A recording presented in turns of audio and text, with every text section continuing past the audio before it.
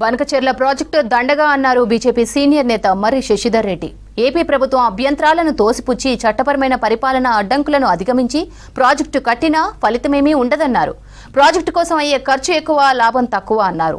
AP ప్రభుత్వం మొండిగా బనకచెర్ల కడితే 81,900 కోట్లు వృధా చేసినట్టే అన్నారు.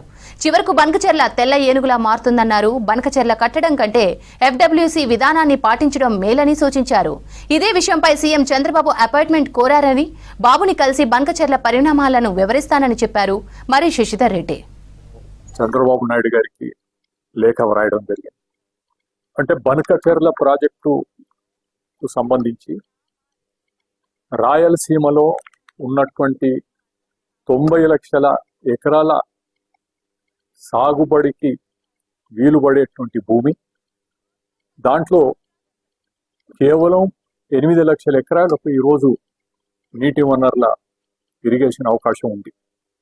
82 లక్షల ఎకరాలకు భూమి లేదు, నీరు లేదు. అందుకని 30 లక్షల ఎకరాలకు నీరు అందించడానికి ప్రాథమిక అంచనా ప్రకారం 81,900 కోట్లు, 54,000 ఎకరాల భూసేకరణ, దాంట్లో ప్రత్యేకంగా 15,300 ఎకరాలు అటవీ భూమి ఉందని చెప్పడం జరిగింది.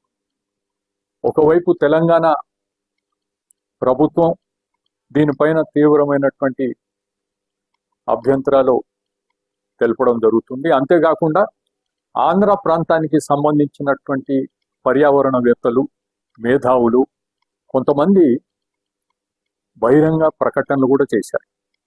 ఒక ఆయన అయితే ఇది 50 సంవత్సరాలు పడుతుంది, 80,000 కాదు 8 లక్షల కోట్లు అవుతుంది అనేటువంటి విషయం అక్కడ ఉన్నటువంటి ఒక పర్యావరణవేత్త కూడా ఇలాంటి విషయాలు చెప్పడం జరిగింది. ఏదేమైనప్పటికీ అభ్యంతరాలన్నింటిని కూడా తోచిపుచ్చవచ్చు. కేంద్ర ప్రభుత్వంలో ఉన్నటువంటి పర్యావరణ శాఖ మంత్రిత్వ శాఖలో ఒక ఇంపాక్ట్ అసెస్మెంట్ అప్రైజల్ కమిటీ ఉంది, ఎన్వైరన్మెంటల్ అప్రైజల్ కమిటీ ESC.